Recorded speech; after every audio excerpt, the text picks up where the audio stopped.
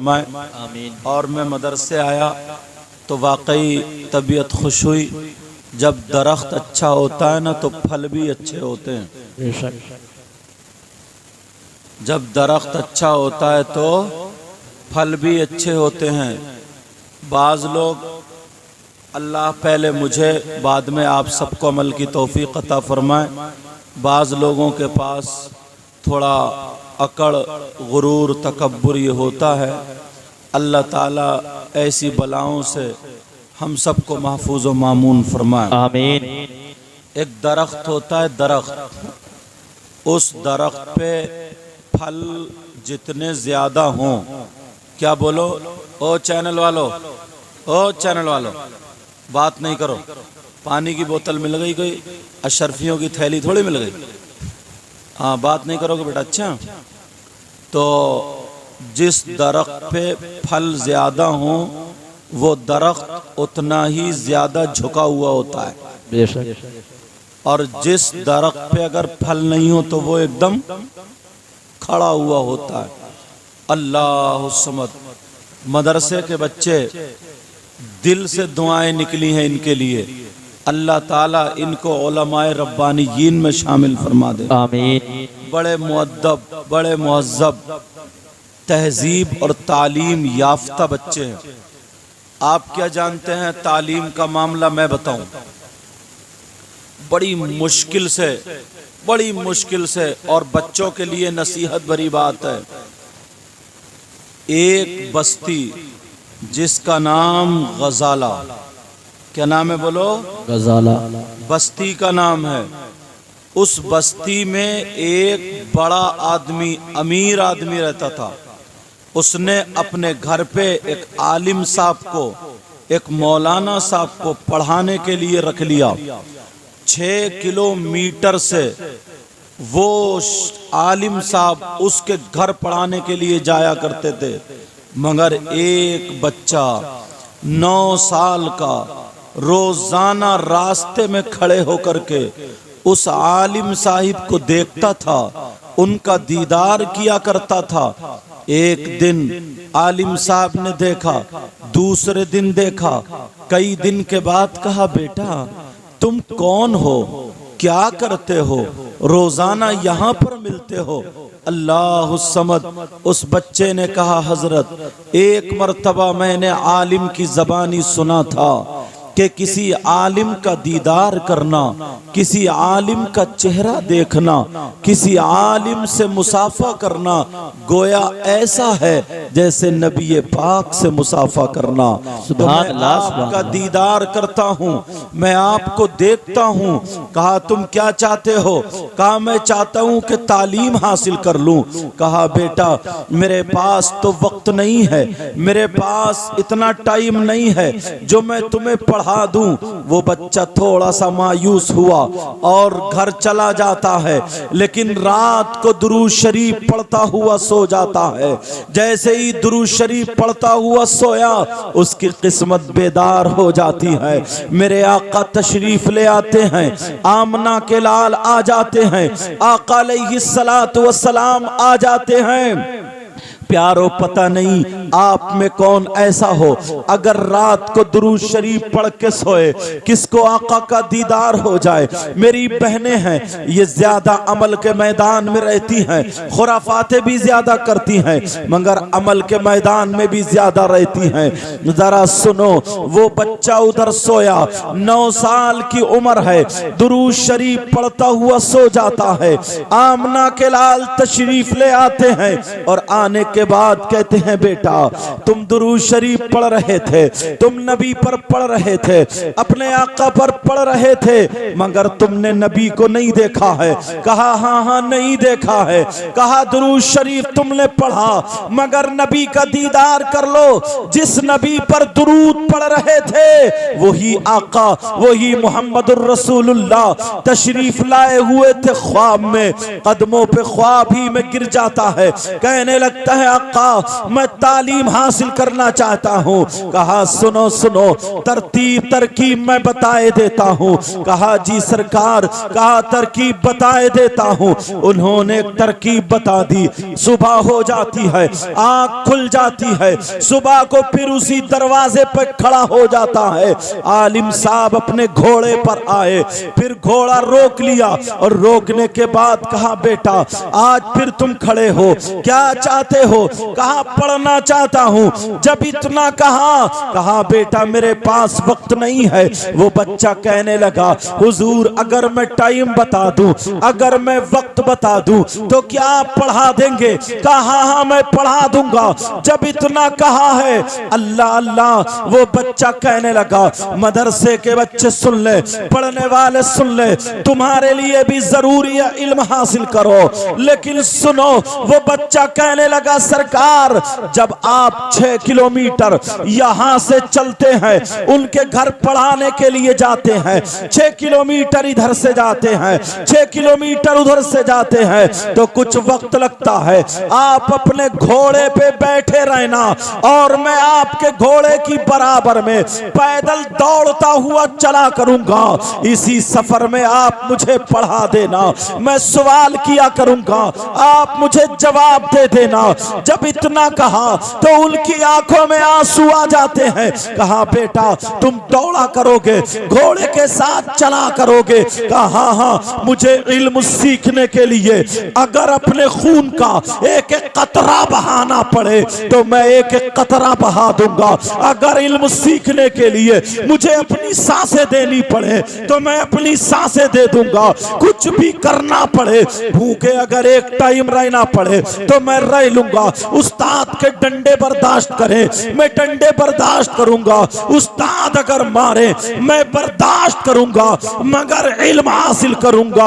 अल्लाह अल्लाह, वो बच्चा अब घोड़े के साथ साथ दौड़ता है, घोड़े के साथ साथ चलता चला जाता है।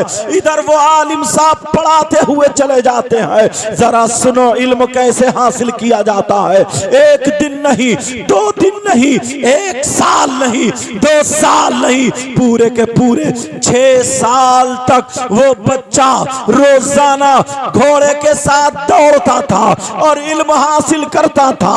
अल्लाह को एक दिन वो आदा पसंद आ गई, इतना बड़ा आलिम बना दिया जो उलमा में सरे फहरिस्त है। उस बच्चे का नाम सुनोगे तुम मचल जाओगे। वो बच्चा कोई और नहीं है, वो बच्चा इमाम मोहम्मद गज्जाली है।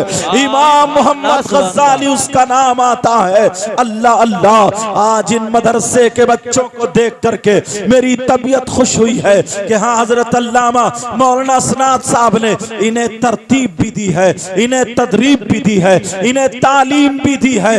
वही उस्ताद अच्छा होता है। पढ़ने को तुम मुफ्ती बन जाओ, पढ़ने को तुम अल्लामा बन जाओ, पढ़ने को तुम मौलवी बन जाओ, पढ़ने को तुम आलिम बन जाओ, पढ़ने को तुम बहुत बड़े बन जाओ, मगर तुम्हारे पास अदब ना हो, मगर तुम्हारे पास सलीका ना हो, मगर तुम्हारे पास शऊर ना हो, तुम्हें उठने बैठने का ढंग ना हो, तुम्हें खाने पीने का तरीका ना हो, वो भी कोई इल्म है? वो कोई इल्म नहीं है। तुम आलिम हो, दाढ़ी कटा रहे हो, तुम आलिम हो, तेरी मेरी बहन बेटियों को तक रहे हो, तुम आलिम हो, गुंडागर्दी करते फिर रहे हो। प्यारे ये कोई इल्म नहीं है। ऐसे तो गैरों को भी इल्म हुआ करता था। अल्लाह अल्लाह, जरा गौर करो, जरा मेरे सामने आओ, सुनो। अल्लाह अल्लाह, मुझे वो बात याद आने लगी है, वो बात याद आने लगी है। अब आ जाओ पीलीभीत की सरजमीन पर, पीलीभीत की सरजमीन पर आ जाओ। एक अल्लाह वाले का नाम शाजी मियां हुजूर आता है, जो ये विलायत के ताजदार है, जो विलायत के शहंशाह है। यही शाजी मियां हुजूर है। इनका मर्तबा आप इससे अंदाजा लगा सकते हैं। एक मर्तबा आप वुजू बना रहे थे, एक मर्तबा आप वुजू बना रहे थे, तालाब के किनारे बैठे हुए वुजू बना रहे थे। इन्होंने चेहरा धोया, पूरा वुजू बनाया। जब सर के मसे का नंबर आया तो चौथाई सर का मसा कर लिया। चौथाई सर का मसा करना फर्ज है। मगर दूर से वो मौलाना देख रहे थे जो गैर मुअद्दब थे, वो मौलाना देख रहे थे जिनके पास सलीका और शऊर नहीं था, वो मौलाना देख रहे थे जिनके पास सहाबा की मोहब्बत नहीं थी, जिनके पास वलियों की मोहब्बत नहीं थी, जिनके पास नबियों की मोहब्बत नहीं थी, जिनके पास तमाम नेक सालिहीन की मोहब्बत नहीं थी। अब जरा सुनो, उन्होंने कहा चलो हम इस फकीर को देखते हैं, इसकी टांग लेते हैं। मगर क्या पता था बेटा तुम हाथ गलत जगह डाल रहे हो। वो दोनों आ जाते हैं, दौड़ते हुए आ जाते हैं। शाजी मियां हुजूर दूर जा सकते थे मगर नहीं गए, वुजू बना करके वहीं पर बैठ जाते हैं। और जैसे ही शाजी मियां हुजूर बैठते हैं, अल्लाह अल्लाह, जब वो दोनों बेअदब मौलाना करीब आते हैं, वो दोनों सहाबा से मोहब्बत ना करने वाले मौलाना करीब आते हैं। अभी उन्होंने जबान खोली नहीं है, अभी उन्होंने कुछ बोली नहीं है, मगर इस अल्लाह वाले ने, अल्लाह अल्लाह, इस अल्लाह वाले ने अपने सर को यहां से पकड़ा और पकड़ने के बाद कहा ला इलाहा इल्लल्लाह इल्लल्लाह इल्लल्लाह इल्लल्लाह कह करके अपने सर को यहां गर्दन से अलग कर लिया। अलग करने के बाद इन्होंने तालाब में खोता दिया, फिर कहा ला इलाहा इल्लल्लाह, फिर तालाब में खोता दिया, फिर कहा ला इलाहा इल्लल्लाह, फिर तालाब में खोता दिया।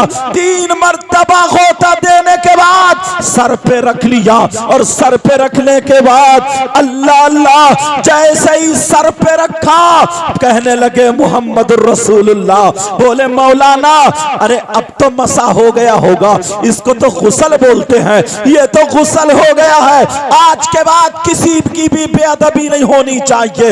आज के बाद तुम्हारे अंदर जो इल्म का गुरूर है, जो तकब्बुर है, सीने के अंदर बुतलिए फिर रहे हो, इसको नीचे गिरा देना, इसे पांवों से मल देना।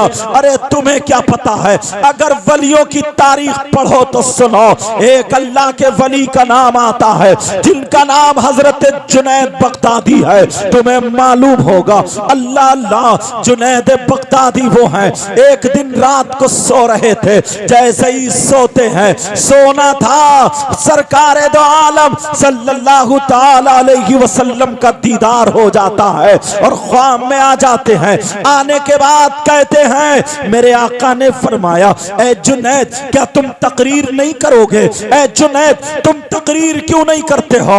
तुम लोगों की इस्लाह क्यों नहीं करते हो? तुम लोगों के अंदर से बुराइयों को दूर करने के लिए कोशिश क्यों नहीं करते हो? जुनैद तुम तकरीर किया करो, जुनैद तुम तकरीर किया करो।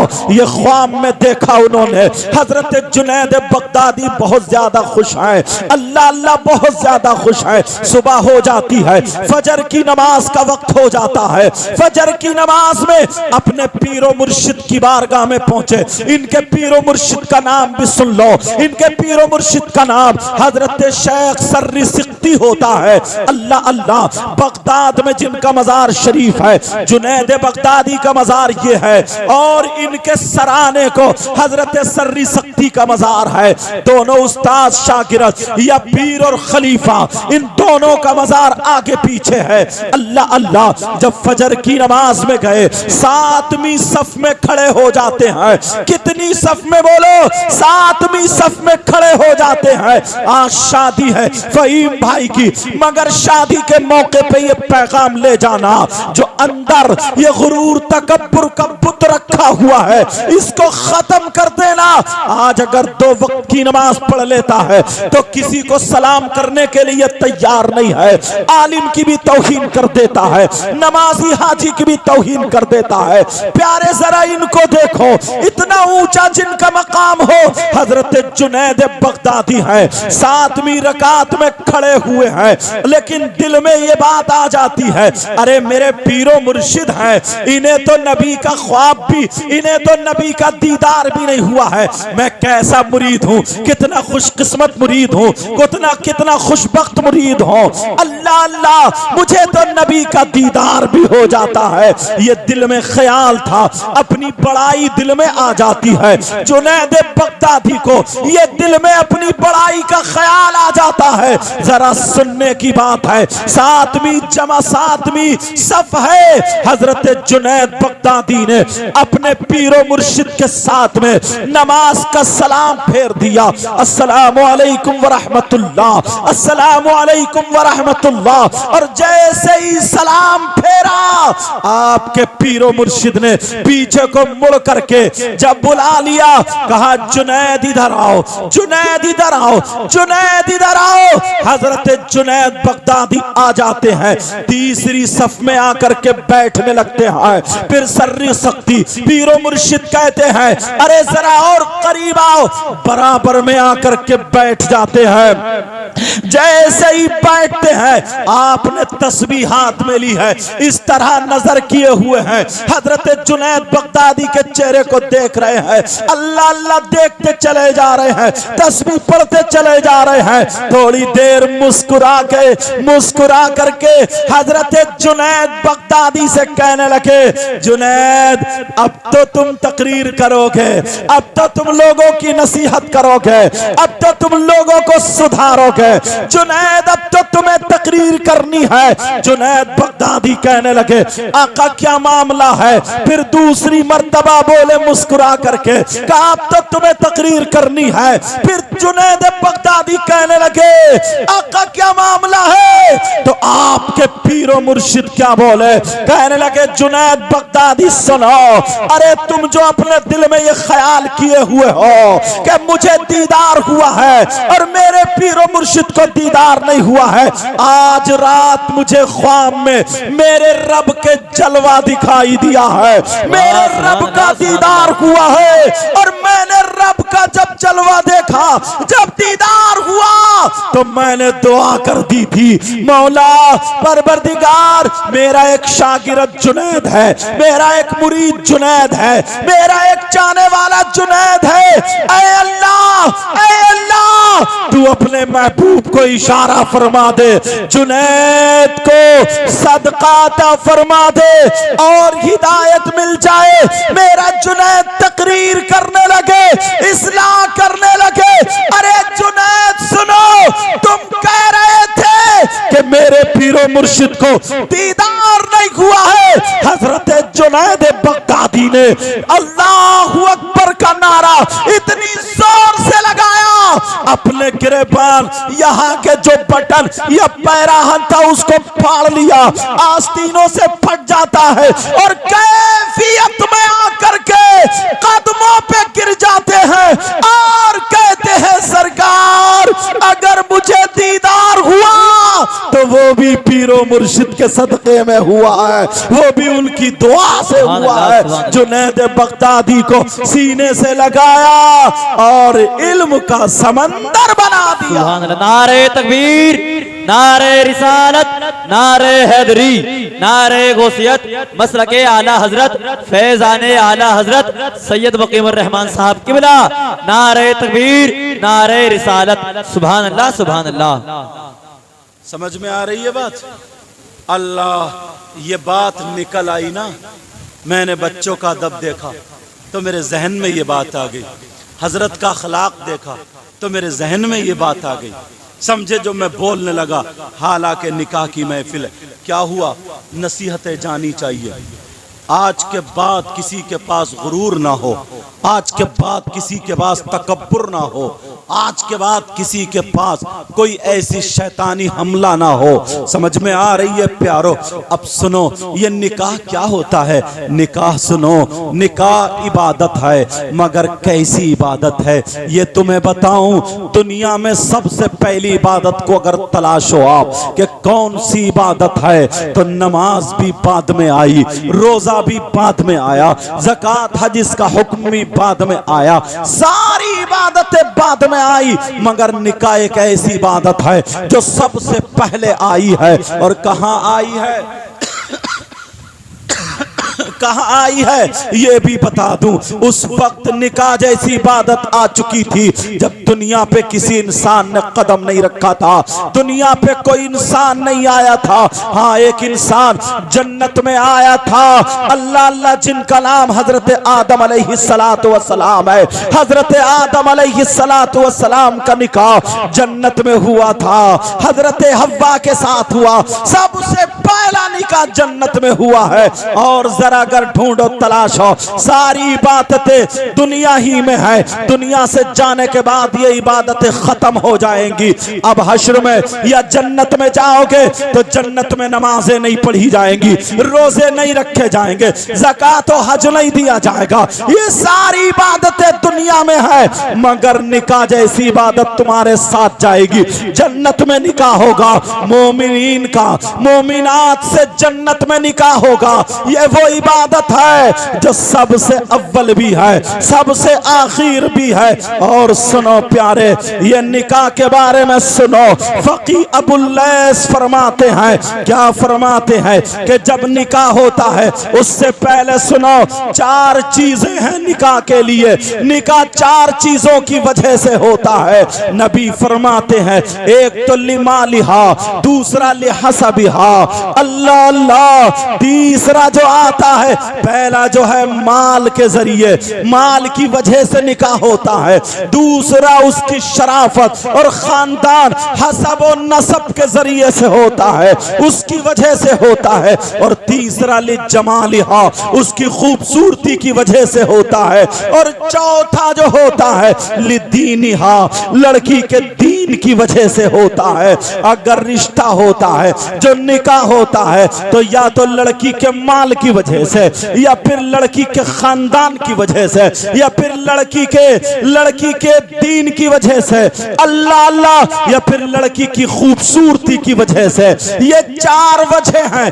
नबी फरमाते हैं, इन चारों वजहों में अगर तुम्हें तलाशना है तो उसके दीन को तलाशना, अगर तुम्हें देखना है तो उसके दीन को तुम्हें देखना है। मगर लोगों को क्या हो गया है, ना तो उस लड़की के दीन को देखते हैं, ना उस लड़की की खूबसूरती को देखते हैं, ना उस लड़की के खानदान को देखते हैं। अगर देखते हैं अल्लाह अल्लाह तो उसके माल को देखा करते हैं। जरा तवज्जो रखो, अब तो सारे के सारे लोगों की अगर नजर आ जाती है तो सिर्फ उसकी बिल्डिंग पर आती है, उसके माल पर आती है। माँ, दूल्हा मियाँ की माँ अपने चक्कर में रहती है कि माल मुझे मिल जाए, बाप इस चक्कर में रहते हैं माल मुझे मिल जाए, रिश्तेदार इस चक्कर में रहते हैं कि हमें कुछ मिले, और दूल्हा मियाँ इस चक्कर में रहते हैं कि हमें कुछ मिल जाए। अल्लाह अल्लाह, यही वजह, अगर माँ को कुंडल मिल जाए, माँ को झुमकियाँ मिल जाए, माँ को सोने की कोई टूब मिल जाए, तो माँ की मर्जी उसी लड़की से शादी करने की होगी। भले वो पर्दे से रहे या ना रहे, भले वो नमाज पढ़ती हो या ना पढ़ती हो, भले वो कुरान पढ़ती हो या ना पढ़ती हो, ये माँ बह गई सोने की एक चीज पर। बेशक, सुभान अल्लाह। माँ को क्या देखना, माँ ने देखा कि जितनी लंबी झुमकी है उतना ही पक्का रिश्ता है। बाप इस चक्कर में रहता कोई सोने की अंगूठी मिल जाए। लड़की वाले भी कम चालाक नहीं है, सबसे पहले अम्मा अब्बा को बांध देते हैं मोटी रस्सी से, सोने की अंगूठी दे करके और वो झुमकियां दे करके। जबकि मर्द को सोना पहनना जायज नहीं, मर्द को सोना पहनना जायज नहीं, मगर बूढ़े मियाँ को भी पता सोने की अंगूठी मर। बोले लड़की बहुत अच्छी है, रिश्ता बड़ा अच्छा, क्यों सोने की जो टमका फिर रहा, एक चांदी की अंगूठी पे बिक गए। और लड़का इस चक्कर में रहता कि यार कहीं से 4 पहियों की हाथ आ जाए। फहीम भाई तुम्हारा मामला तो नहीं है ऐसा? नहीं, अल्हम्दुलिल्लाह। नबी फरमाते 4 चीजों की वजह से निकाह होता है। कितनी वजहों से बोलो? 4 वजहों से।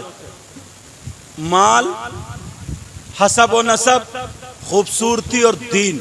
आका फरमाते इन चारों में से दीन को फौकियत दो, और दीन के साथ साथ अगर खूबसूरती मिल जाए तो अल्लाह का शुक्र अदा करो, और खूबसूरती और दीन के साथ साथ अगर हसब व नसब भी मिल जाए तो अल्लाह का शुक्र अदा करो, और उसके साथ साथ अगर माल भी मिल जाए तो और अल्लाह का शुक्र अदा करो। मगर भिखारी मत बनियो। माल मिलने का मतलब भिखारी नहीं बनना। इतने रास्ते निकाल लिए हैं, इतने रूट निकाल लिए हैं कि मांगता भी नहीं और छोड़ता भी नहीं है। मांगता भी नहीं है। पहले ही अगर रिश्ता लेने जाएगा, लड़की का मांगने जाएगा, कोई लड़की को नहीं देखता, सीधा अम्मा के जुमले ऐसे मिलेंगे कि सब लोग समझ जाएंगे कि हाँ ये भिखारन आई हुई है। उसके जो मेरे बेटे का वहां से रिश्ता हुआ, वहां अल्टो मिल रही थी, वहां वैगनार मिल। अल्टो मुझे इसलिए ज्यादा याद है क्योंकि मेरी भी अल्टो ही है, समझे कि ये वैगनार मिल रही थी, और वहां कौन कौन सी कारें, इतने नाम याद नहीं मुझे, कि वो वहां मिल रही। मैंने मना कर दिया, मुझे नहीं चाहिए, और मेरे बेटे के नसीब में होगी तो मुझे यहां से भी मिल जाएगी। अब उसका दिल धड़क रहा है कि नसीब में होगी तो मिल जाएगी। मांग ही रही है, भिखारन मांग रही, अच्छे लफ्जों में मांग रही है। अल्लाह अल्लाह अगर रिश्ता ढूंढो तो नबी के गुलाम हजरत उमर फारूक आजम जैसे अपने बेटे का रिश्ता ढूंढ रहे, वैसे तुम ढूंढो। हजरत उमर रदी अल्लाह ताला अन्हु की बीबी ने कहा, ओ मेरे सरताज, हजरत उमर से कहा मेरे शौहर सरताज, अपने बच्चे अब होशियार हो गए, जैसे हमारा ये बच्चा होशियार हुआ। कहा अपने बच्चे होशियार हो गए, अब तुम रिश्ता ढूंढो, लड़की तलाशो। चलो ठीक है। रात को चक्कर लगा रहे थे हजरत उमर, घूम रहे थे, कोई भूखा तो नहीं सो रहा, कोई परेशान तो नहीं है, कोई किसी को तकलीफ तो नहीं दे रहा। रात का आखिरी हिस्सा, एक घर से आवाज आ गई, दीवारें टूटी हुई, छप्पर पड़ा था, आवाज आ गई। माँ कहती है बेटी उठ गई। कहा अम्मी जान में उठ गई। कहा बेटी तुमने बकरियां दूली? क्या किया बोलो? उस वक्त माल यही जानवरों से होता था। कहा बेटी तुमने बकरियां दूली? कहा माँ मैंने बकरियां दूली, दूध वाला आएगा उसको दे दिया जाएगा। माँ बोली बेटा खर्चा बहुत है सर पे, ऐसा करो जितना दूध है उसमें पानी मिला दो उतना। क्या करो बोलो? पानी मिला दो उतना। माँ बेटी बोली माँ आप क्या कह रही हैं? दूध में पानी मिला करके बेचना जायज नहीं, इसलिए पैसे पानी के नहीं दूध के लिए जा रहे। 1 किलो दूध का 2 किलो बना के बेच दिया, जायज नहीं। कहा बेटी तू जायज ना जायज देख रही है, तुम्हारी शादी कैसे होगी? तुम जवान हो गई हो, कौन रिश्ता करेगा? कहा माँ हजरत उमर ने कहा ऐसा जायज नहीं। वो माँ कहने लगी मेरे लाल मेरी बेटी ये बताओ हजरत उमर रात में देख थोड़ी रहे हैं। उस लड़की ने क्या जवाब दिया सुनो, रिश्ता ढूंढो तो कैसा? उस लड़की ने जवाब दिया माँ हजरत उमर तो नहीं देख रहे, मगर जिस अल्लाह का हुक्म हजरत उमर ने सुनाया था वो अल्लाह तो सब कुछ जानता है। वाह सुभान अल्लाह सुभान अल्लाह। उससे कैसे बचेंगे माँ? वो तो सब कुछ जानता है। जब इतना कहा बेटी तू नहीं मिलाएगी तो तेरा जहेज कहां से आएगा, तेरी शादी कैसे आएगी? उस लड़की ने कहा माँ हराम के पैसों से शादी करने से मैं बेहतर कर समझती हूँ पूरी जिंदगी कुंवारी बैठी रहो, मगर हराम के पैसों से शादी नहीं करूंगी। वाह सुभान अल्लाह। अल्लाह। हजरत उमर ये सुन के चले गए, फजर की नमाज पढ़ी, बीबी को बुलाया, कहा जैसी तुम बहू चाह रही थी मिल गई। सुभान अल्लाह बोलो ना। सुभान अल्लाह सुभान अल्लाह। और आज देखने जा रही है पर्दा, देखने जा रही है पर्दे वाली लड़की है या नहीं, जो देखने जा रही है वही जूड़े से गुम्फे निकाले पड़ी है। वो क्या देखेगी पर्दा। भाभी जा रही है तो भाभी का लहंगा और बड़ा पूरा दोबरा सिलवाए फिर रही है। अब तो वो पर्दे वाली क्या देखेगी, उस तरह लेके जा रही है, मूड देंगी मूड। जरा सोचने की बात है। बीबी ने कहा कैसी बहू है, का ऐसे ऐसे मैंने सुना जो लड़की अकेले में तन्हाई में गलत कदम नहीं उठा सकती, मुझे पूरी उम्मीद है वो लड़की जो मरने के लिए तैयार है मगर गलत कदम ना उठाए, ऐसी लड़की घर की बहू बनने के काबिल है। बेशक सुभान अल्लाह। ये देखते थे, ये देखते थे। अब कहां ये चीज है, पहले ना। और अब तो अगर मौका मिलता किसी का भी रिश्ता कटवा डालता हूं। जरा सी भांजी किसी की बेटी का अगर अच्छा रिश्ता हो जाए ना, इस दौर में 1 साल 2 साल रिश्ता चलना बड़ा मुश्किल हो जाता, क्योंकि इतने कीड़े घूम रहे हैं, इतने कीड़े पता नहीं कहां से पड़ जाएं। पहले 10-10 साल रिश्ते हो जाते थे, बचपन में रिश्ते हो जाते, आखिर तक कोई भांजी मारने वाला ही नहीं था। और अब तो किसी औरत को पता चला फलाने की लड़की का अच्छा रिश्ता हुआ, इसके पेट में दर्द, सीधी गई वहां पहुंच गई पता लगाने, इधर देखा उधर देखा, बोली तुम कैसी हो, कितने बच्चे हैं, कहा 3 बच्चे, कितने बेटे, कितनी, 1 बेटी 2 बेटे, कितने बड़े, क्या होगा 22-23 साल का बेटा। अच्छा रिश्ता हो गया कहीं, और सब कुछ मालूम है इसको, डिटेल निकाल के आई है पूरी, कहां से घेर के ला रही है। बोली रिश्ता हो गया, कहां हो गया, कहां, कहा उस जगह हुआ, कहा अच्छा उस लड़की के साथ हुआ है, कहां, कहा उसको दौरे पड़ते थे, वो तो ठीक हो गई, वैसे रिश्ता बड़ा अच्छा कर लो, खाक कर लो, तूने रेड़ा मार दी थी, रिश्ता कटवाने के लिए इतना ही काफी है, दौरे पड़ते थे, और फूंक फांक के चली गई, कह के चली गई। तौबा तौबा तौबा तौबा, क्या हालात बन चुके, कैसे हालात। पहले जमाने के लोग ऐसे नहीं थे। अगर किसी की बेटी का रिश्ता होता था तो लड़के वाला उसके दुश्मन को ढूंढता था, ये बताओ इसकी लड़ाई किससे, तो जिससे लड़ाई होती थी, दुश्मनी होती थी, उसके घर जाके उसकी लड़की के बारे में पूछता था, मैं अपने बेटे का रिश्ता कर रहा हूं, बताओ वो कैसा। तो दुश्मन जो होता था ना, दुश्मन वो ये कहता था, सुनो जी मेरी उससे 1 साल से बोलचाल नहीं, मैं उसको नहीं बोलता, वो मुझसे नहीं बोलता, मिल गया तो सर फाड़ दूंगा, मगर बात सच्ची ये है बेटी में कोई कमी नहीं। वाह वाह वाह सुभान अल्लाह सुभान ये अल्लाह। दुश्मन की बोली होती थी। और आज सगा भैया अपनी बीबी के चक्कर में आकर के आंख दबा के कर लो ऐसे करके भाग गया। सगा भैया भतीजी के ताल ऐसी भी बातें आई हैं।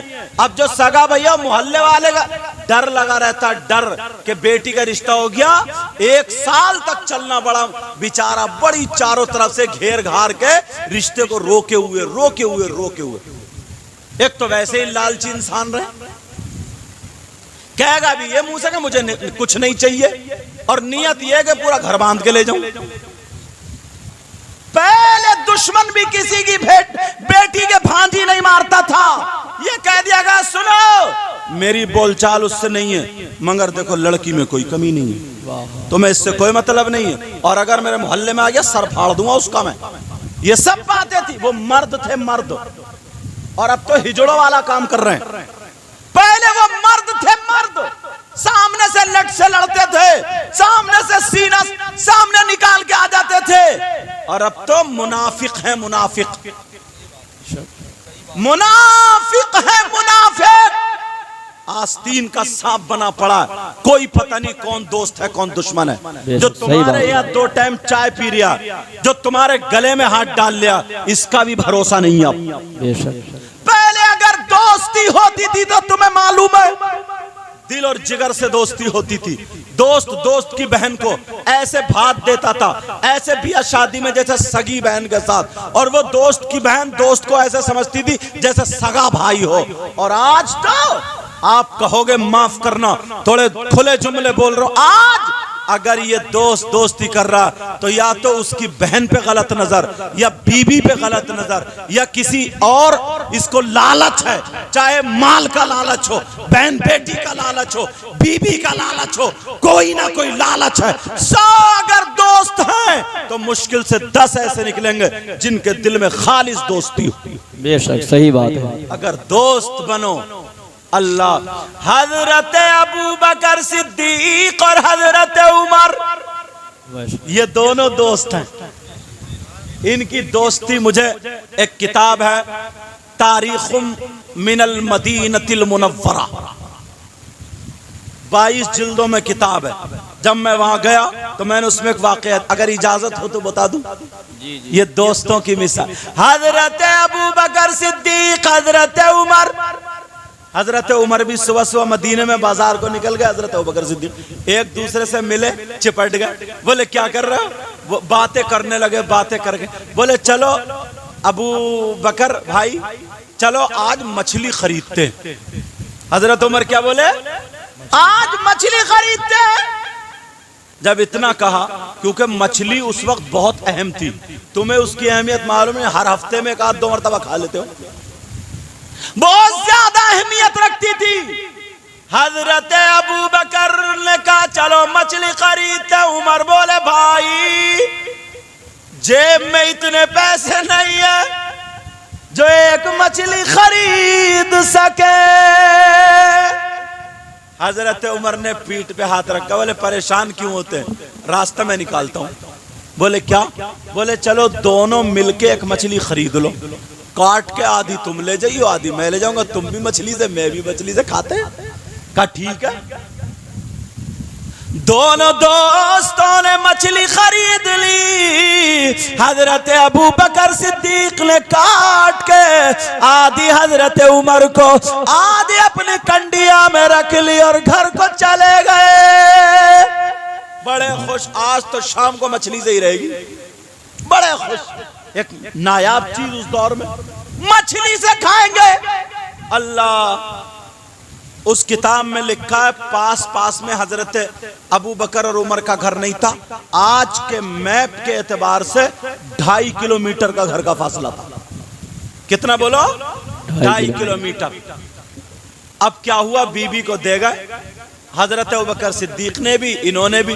और अरब का ये कल्चर था, जो आज 8-9 बजते हैं ना, वो चाश्त का वक्त होता था। किसका वक्त? चाश का होता। उस वक्त कुछ रोटी सालन जो भी होता था वो खा लिया करते थे, फिर दोपहर में खाना नहीं खाया करते थे, शाम को खाना खाया करते थे। वो लोग बहुत ताकतवर थे, ऐसे ही खाते थे। हमारी तुम्हारी तरह नहीं, बकरियों की तरह मुंह चला रहा, बकरियों की तरह मुंह चला रहा, पेट कर लिए मोटे मोटे। तो और शाम को सो रहा, तो कभी उल्टा तो कभी सीधा, कभी सीधा, पेट लेटने नहीं दे रहा। और मुंह, बाज का मुंह तो इतना बुरा हो गया, वो रख लेगा इतना गुटखा घोल के, इतना गुटखा, कई पुड़ियों उसमें मिलाएगा। एक वो मिलाएगा जहर इतना बड़ा, फाड़ के वो मिलाएगा, और मिला के वो फूकेगा उसको, दमोरे आप फूक के मुंह में भर के, अब चुटकी मार मार के पूरा मुंह में भर लेगा। आपको क्या बौरा, अब मुंह नहीं फैल लिया उसका, धुएं निकाल लिया, धुएं मुंह को कुलिया बना है बड़ा, बाद में हेलो बात भी कर रहा तो बस इतना गंदा लगता है, इतनी बास आती है मुंह से। मुंह को क्या बना के रख दिया? इस मुंह से अल्लाह और रसूल का नाम लो, कलमा पढ़ो, सुभान अल्लाह अल्हम्दुलिल्लाह कहो, अच्छे लोगों का जिक्र कर, मीठी मीठी बातें कर। हजरत अबू बकर सिद्दीक और हजरत उमर दोनों काम से चले गए। बीबियों से कह दिया शाम को खाना खाया जाएगा। बीबी भी काम काम करती रही कि दोपहर से मछली बना लेंगे, आधे घंटे में 1 घंटे में मछली बन जाएगी। हजरत अबू बकर सिद्दीक की बीबी बना रही है, हजरत उमर की बीबी इधर बना रही है। हजरत उमर की बीबी का नाम हजरत आतिका था। क्या नाम था बोलो? आतिका। अब उन्होंने मछली को धोया, धोने के बाद जब चूल्हे पे चढ़ाया, घंटों हो गए मछली गर्म तक नहीं हुई। चक्कर में पड़ गई, क्या मामला? शौहर आते होंगे, वो भी हजरत उमर जैसे शौहर आते होंगे, मछली बन नहीं रही है। उन्होंने खूब तेल गरम किया, खूब तेल गरम करके चलो तल लेती हूँ, उसी में मछली को छोड़ दिया, मछली फिर भी गरम नहीं हुई। अब तो चक्कर में पड़ गई, या अल्लाह इस मछली को हो क्या गया, न पक रही है न गर्म होने का नाम ले रही है। उधर हजरत अबू बकर सिद्दीक की बीवी परेशान। शाम हो गई, दोनों ने सब्जी अलग अलग बना के रख ली, मछली बनी नहीं, क्या करें? शाम हो गई, हजरत उमर आए, हाथ धोए, बीबी से कहने लगे खाना लगाओ। शौक था कि मछली खाएंगे, ठीक है लगाती हूँ खाना। दस्तरखान लगाया, खाना लगाया तो सब्जी आ रही है, देख रहा है मछली नहीं आ रही है, मछली कहाँ गई? मछली किधर है? बोली खाइए सरताज। हजरत उमर बोले खाऊं कहाँ से, मछली लेके आओ। कहा मछली लाओ, उसी से खाना है। बोली सरताज मामला कुछ अलग है। कहा क्या अलग है? कहा मैंने तो बहुत पकाया, दोपहर से पका रही हूँ, मगर अभी तक वो गर्म तक नहीं हुई है। बोले हैं कौन सी ऐसी मछली जो गर्म नहीं हुई है? ये ना कहो कि तुमने पकाया नहीं। कहा मेरे सरताज सही कह रही हूँ, मैं पका दे थक गई, मगर गर्म तक नहीं हुई। हजरत उमर ने कहा लाओ मुझे दो। उन्होंने भी तेल गरम किया, घंटों पकाते रहे, जलाते रहे, मगर मछली गरम होने का नाम नहीं लेती, पकना तो अलग। अब परेशान हो गए, कसम खा लिए। बोले कसम है उस वक्त तक खाना नहीं खाऊंगा जब तक इस मछली का मामला सुलझ नहीं जाएगा। ये है क्या? हजरत उमर दिन भर के भूखे, इधर कसम खा ली, अब परेशान क्या करें? मछली कंडिया में रखी, रखने के बाद चले। बीबी बोली कहाँ जा रहे हो? कहा मैं अपने दोस्त के पास। कैसी दोस्ती है? मैं अपने दोस्त अपने भाई अबू बकर के पास जा रहा हूँ, अगर उसकी पक गई होगी तो उसी से खा लूंगा, ये मछली का मामला हल करके, वरना फिर उन्हीं से हल करूंगा। चलते चले जा रहे हैं। उस वक्त अंधेरी रात, अब तो घर घर लाइटें हैं, इतनी बिजली, उस वक्त ना लाइट ना बिजली, कुछ भी नहीं, घर में डब्बी चराग जलते थे, इधर पेड़ उधर झाड़ी झक्काड़, कितना अंधेरा होगा। चलते चले जा रहे हैं, अंधेरे में चलते चले जा रहे हैं। काफी दूर पहुंचे तो देखा उधर से भी कोई आ रहा। इन्होंने पहचान लिया ये चाल तो अबू बकर सिद्दीक की है। सलाम करते अस्सलामु अलैका या अबा बकर, या अबा बकर सिद्दीक अस्सलामु अलैका। जब इतना कहा उन्होंने भी जवाब दिया। अल्लाह अल्लाह, दोनों भाई, हजरत अबू बकर के हाथ में कंडिया थी, वो बोले भाई तुम तो खाना खा करके आए होगे। हजरत उमर ने पूछा खाना खा के आए होगे? कहा हाँ हाँ खा करके आया हूँ। तो फिर कहा काय से खा करके आए हो, मछली का क्या हुआ? तो उन्होंने भी अपनी कंडिया आगे बढ़ा दी, बोले ये रखी है। बोले ओ लग रहा तुम्हारी भी पकी नहीं। कहा मछली तुम्हारी भी नहीं वाली? कहा हाँ भाई पता नहीं, पकाते पकाते थक गए, मैंने भी पकाया मगर मछली बनी नहीं। हजरत उमर बोले मैंने भी खूब बनाया। बोले अब क्या करें? बोले भाई मुझे बड़ी भूख लग रही है और मैंने तो कसम खा ली, मछली का मसला हल करो। दोनों दोस्त कहने लगे चलो नबी की चौखट पर चलो। सुभान अल्लाह, वाह वाह, सुभान अल्लाह। अबू बकर सिद्दीक बोले भाई रात हो रही है, इतनी रात, आका आराम फरमा रहे होगे, तकलीफ दो? कहा नहीं तकलीफ नहीं देंगे। अगर आका जाग रहे होंगे तो मसला हल कर लेंगे, सो रहे होंगे तो आका की चौखट पे सो जाएंगे, उससे अच्छी चौखट कोई है ही नहीं। सब कुछ वहीं से मिला, जो कुछ मिलता हमें नबी की चौखट से मिलता है। आला हजरत ने कलम उठाया और इसी को लिखा, ला वरब्बिल गर्श जिसको जो मिला उनसे मिला। सुभान अल्लाह, जरा प्यार से बोलो सुभान अल्लाह, सुभान अल्लाह। अर्श जिसको जो मिला उनसे मिला, लावरा बिल अर्श जिसको जो मिला उनसे मिला, और बटती है कौनैन में नेमती रसूलुल्लाह की, और बटती है कौनैन में नेमती रसूलुल्लाह की। आला हजरत लिखते टूट जाएंगे गुनाहगारों के फौरन कैदो बंद, और हश्र को खुल जाएगी ताकत रसूलुल्लाह की।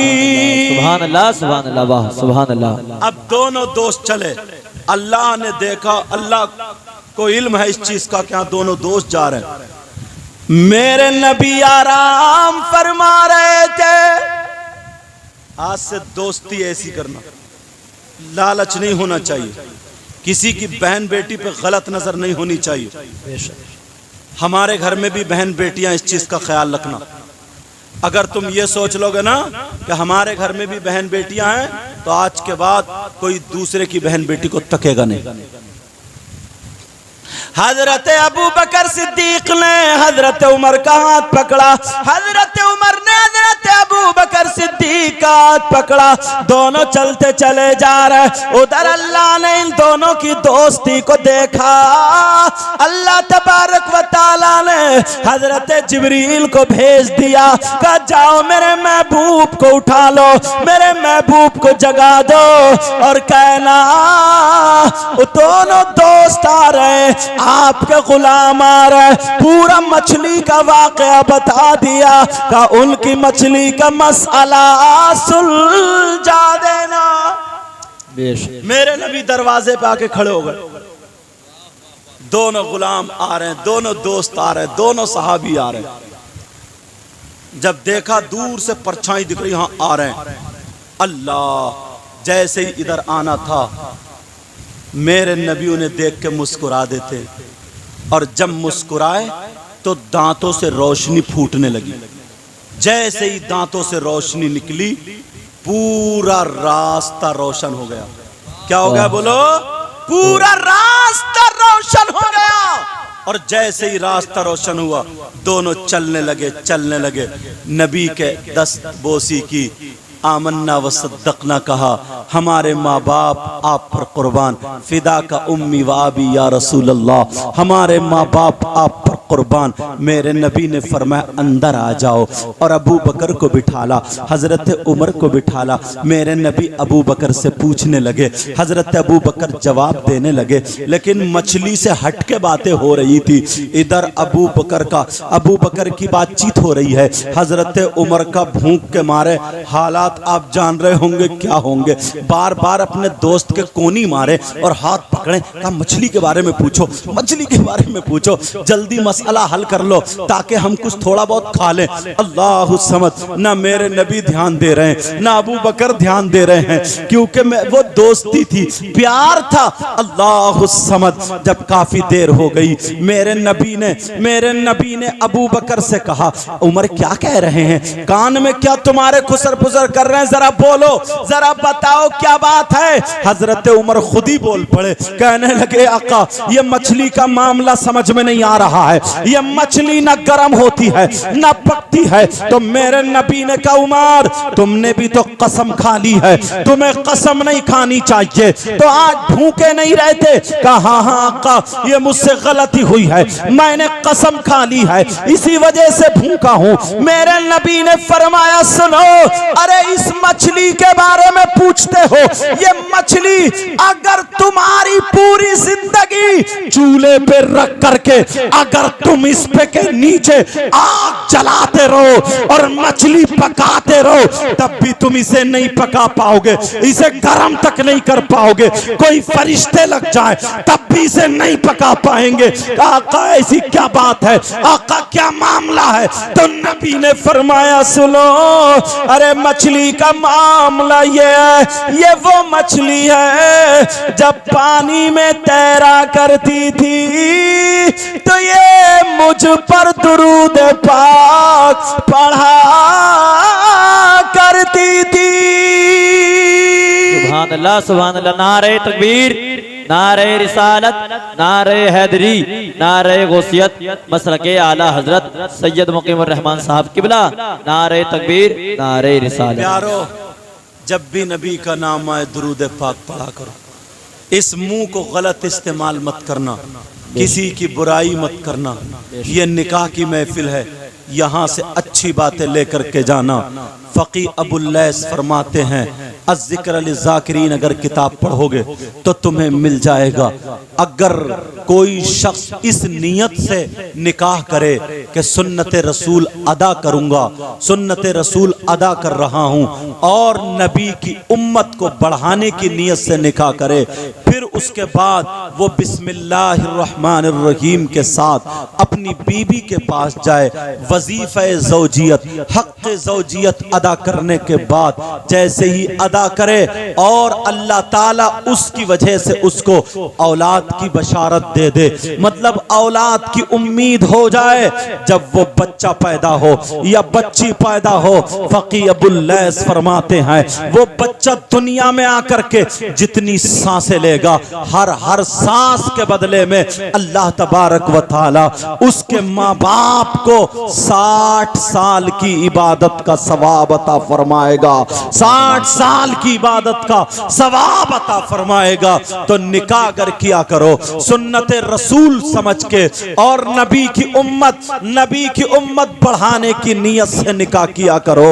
अल्लाह तबारक व तआला की बारगाह में दुआ है, मौला ताला मुझे भी अमल की तौफीक अता फरमाए, आपको भी अमल की तौफीक अता फरमाए। इसलिए वक्त कम है क्योंकि फजर की नमाज़ें भी अदा करनी है। लोग अगर 4 बजे तक या 3:30 बजे तक अगर तकरीर सुनते रहें, बयान सुनते रहें, फजर की नमाज छोड़ दे ना पढ़े तो अमल तो यहीं से खत्म होता चला जा रहा है, अमल तो यहीं से हटता चला जा रहा है। प्यारो, नमाजों की पाबंदी करो, आपस में मेल मोहब्बत रखो, औलाद की सही परवरिश करो, चेहरे पे दाढ़ी सर पे टोपी रखो, इतने प्यारे हो जाओ, इतने प्यारे हो जाओ, आपस में मेल मोहब्बत, इधर से गुजरो तो सलाम, उधर से गुजरो तो सलाम।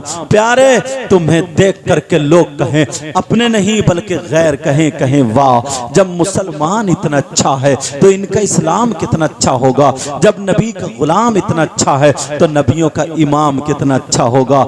आज के बाद अच्छे बनो, अल्लाह मुझे भी अमल की तौफीक अता फरमाए, आपको भी अमल की तौफीक अता फरमाए। मेरे साथ में सब लोग तौबा पढ़ें, पढ़िए अस्तगफिरुल्लाह रब्बी मिन कुल्ली ज़ंबिन व अतूबु इलैहि, ला इलाहा इल्लल्लाहु मुहम्मदुर रसूलुल्लाह व मा अलैना इल्लल बलाग। अस्सलामु अलैकुम व रहमतुल्लाहि व बरकातुहू।